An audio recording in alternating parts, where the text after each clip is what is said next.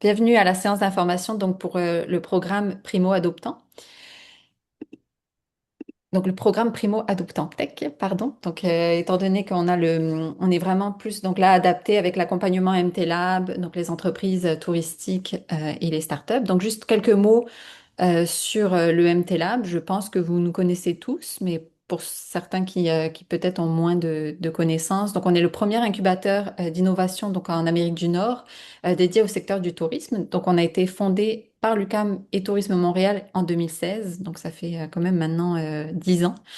On accompagne autant les startups, les entreprises innovantes dans leur développement, leur expérimentation, dans le déploiement de leurs solutions donc que les entreprises de l'industrie touristique, donc qui elles ont des besoins, qui ont des besoins, des enjeux, etc. Et donc elles cherchent des solutions. On est vraiment le pont entre les deux.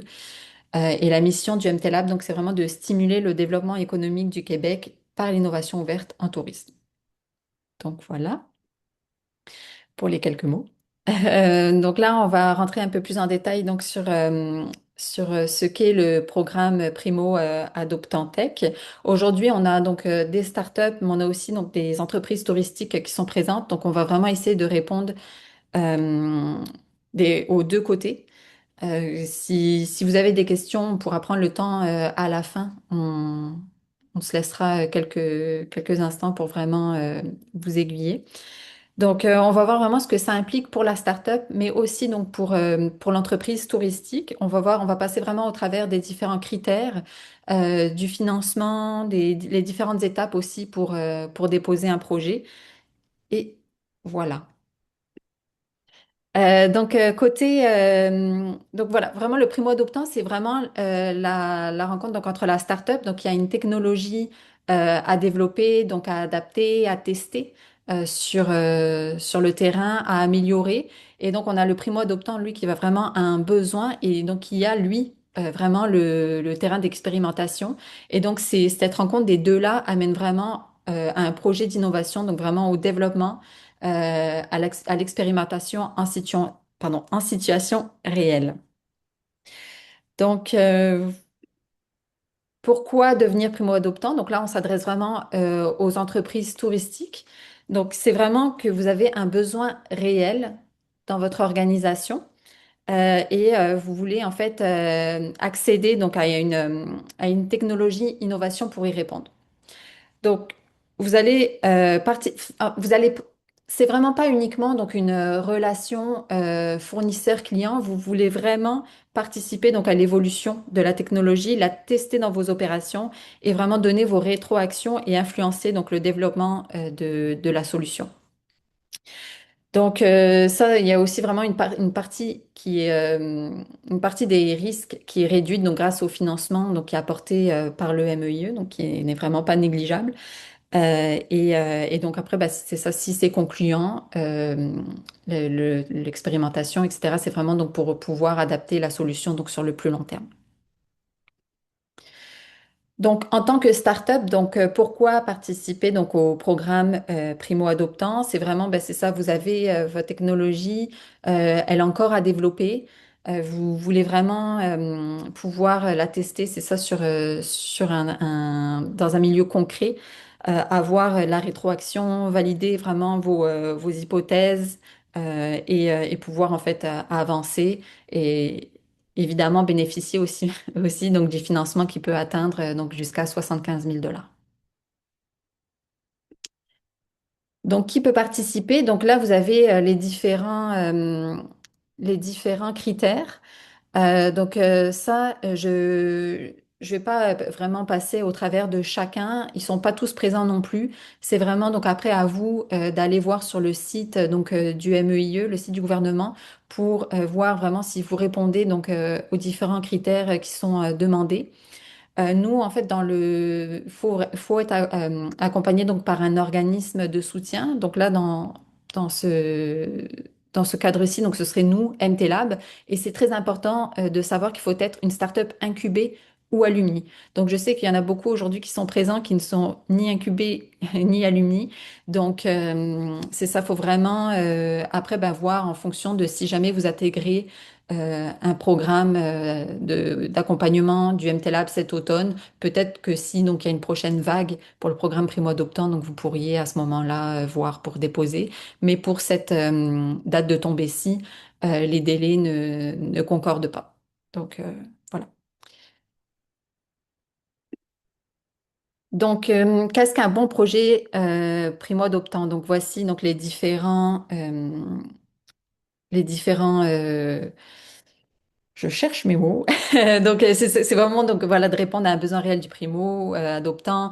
Donc, ça doit porter sur le premier produit, service à la startup. Donc, voilà les différents points.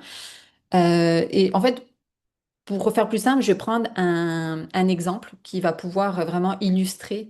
Disons, la solution répond à un enjeu de gestion des flux. Donc, comme je le mentionnais, c'est ça, c'est si le primo-adoptant veut vraiment adapter la technologie telle qu'elle, ce n'est pas un bon projet primo-adoptant parce que c'est ça comme on le mentionnait, dans un objectif d'améliorer la solution, la tester, avoir des rétroactions. C'est pas une solution plug and play. C'est vraiment pas ça un projet primo-adoptant, c'est vraiment dans un but de l'améliorer, de la tester, de l'expérimenter donc sur un terrain réel. Donc voilà, c'est ça, c'est pas un simple achat de logiciel, une implémentation standard, un contrat de service, donc une solution qui est déjà entièrement terminée. Il y a encore matière à amélioration et à adaptation. Donc au niveau du financement, donc le financement offert par le MEIE donc peut aller jusqu'à 75 000 $ d'aide financière. Donc le MEIE finance jusqu'à 60%. La startup doit contribuer à minimum donc 20%. Et le primo-adoptant, l'entreprise primo-adoptante 20%, donc en espèces. C'est-à-dire que c'est pas uniquement sous forme de temps ou de ressources. Il doit vraiment avoir une contribution financière, donc de la part de l'entreprise touristique. Donc, c'est sur un projet d'un maximum de 18 mois et donc c'est ça, généralement 60% des dépenses admissibles, dépendamment. Donc, si c'est, on en parlait justement avec Julien un peu plus tôt, si c'est un organisme, je trouve pas le mot, un organisme public, pardon, ça peut aller donc jusqu'à 75% donc de contribution de la part du MEIE. Donc, voilà quelles dépenses peuvent être couvertes. Donc, voilà que j'ai juste mis quelques exemples de dépenses qui sont admissibles. Donc, il y a vraiment toute une liste que vous pouvez consulter donc, sur le site du ministère de l'Économie. Donc, à savoir que donc, au niveau des frais d'accompagnement, donc on a vous avez à prévoir un 5% donc, du coût total du projet en frais de gestion MTLab et donc un 2% si jamais donc il y a un maillage qui est fait entre la start-up et une entreprise touristique. Donc quand je parle de maillage, je vais vous expliquer après, donc juste tout de suite en fait, qu'est-ce que cela signifie. Donc si par exemple vous n'avez pas encore de partenaire, vous êtes une entreprise touristique, vous avez vraiment donc un besoin, un enjeu, vous cherchez une solution. Donc nous, on a mis en place un inventaire de start-up donc avec leurs différentes offres de services, de solutions, que vous pouvez consulter via notre site web. Je vais vous le présenter juste après. Vous pouvez donc identifier une ou plusieurs solutions. Vous remplissez un formulaire de mise en relation et donc après, le MTLab vous met en contact. Et donc après, ben, c'est ça, vous pouvez poursuivre vos échanges entre vous pour vraiment identifier donc les besoins, puis comment pourrait se passer l'expérimentation, le projet, etc. Donc, vous êtes une start-up, vous n'avez pas à attendre qu'on vous mette en relation donc, avec une entreprise touristique.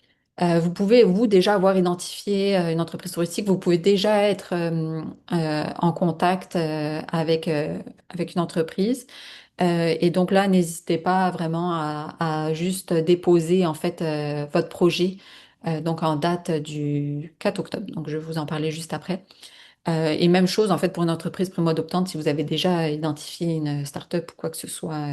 Mais c'est vraiment un processus pour vous aider, en fait, à vous mailler. Donc, en fonction de vos besoins et vos solutions, les solutions qui sont offertes. Donc, je vais juste Arrêtez mon partage, donc j'ai peur de ce que je vais faire. Je vais juste vous présenter l'inventaire des startups et aussi donc le formulaire de mise en relation. Donc, hop, je vais faire ça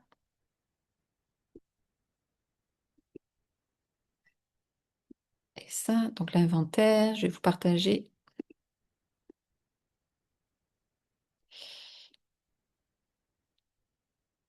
Donc, est-ce que vous voyez juste l'inventaire des solutions là? Oui, parfait. Donc Non. voici, merci Julien. Donc voici l'inventaire des solutions donc proposées. Donc là, vous voyez si vous deviez une entreprise primo-adoptante, donc les différents points qui ont été mentionnés dans la présentation. Ah, bon, j'ai changé de... Je sais pas qu'est-ce que j'ai fait. Attendez, ce sera pas long. Hop,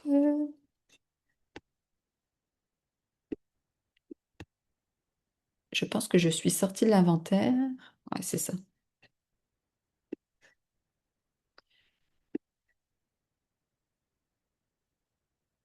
Je vais vous repartager. Hop, et voilà.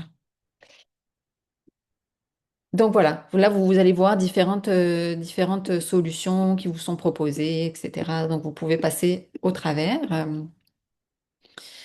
Ensuite, là je vais vous présenter le formulaire de mise en relation qui est aussi donc disponible via notre site web.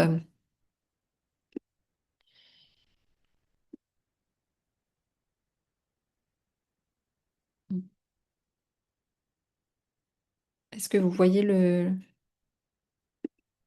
formulaire?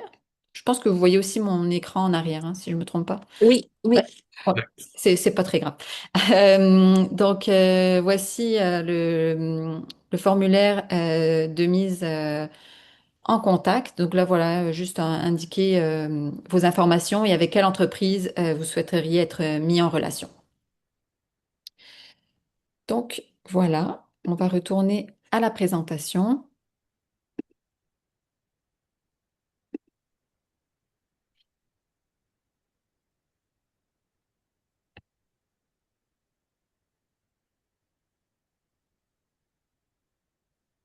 Voilà, je pense qu'on est bon. Oui, Super. Je vois juste toi, Julien. Alors, c'est bon. parfait. Parfait. Super. Donc voici les différentes étapes. Donc là, donc ce serait vraiment donc l'identification du partenaire, donc que ce soit côté startup, primo-adoptant. Donc vous rencontrez donc pour définir le projet, vos besoins, la tech, l'expérimentation. Euh, Prochaine date butoir, donc le 4 octobre.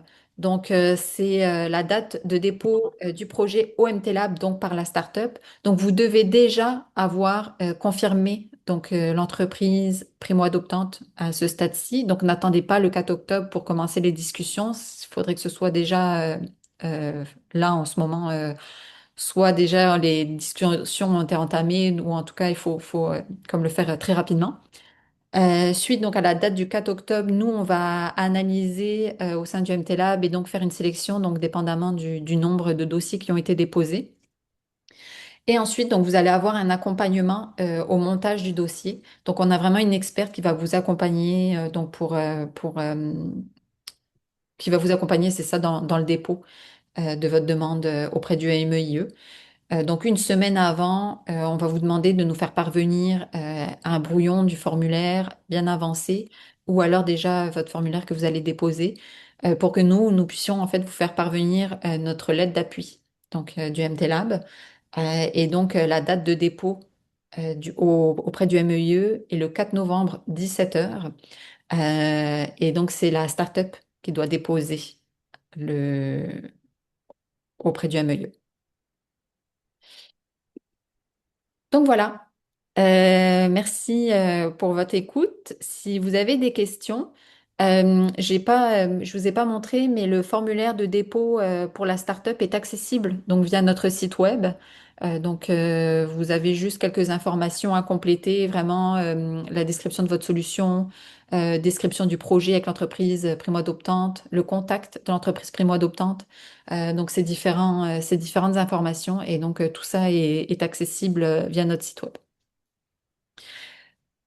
Donc voilà, je vais arrêter le partage. Si jamais vous avez des questions après par la suite qui vous viennent, vous avez le contact de mon collègue donc Julien qui j'ai pas présenté au début mais qui est là avec nous et qui m'a bien aidé.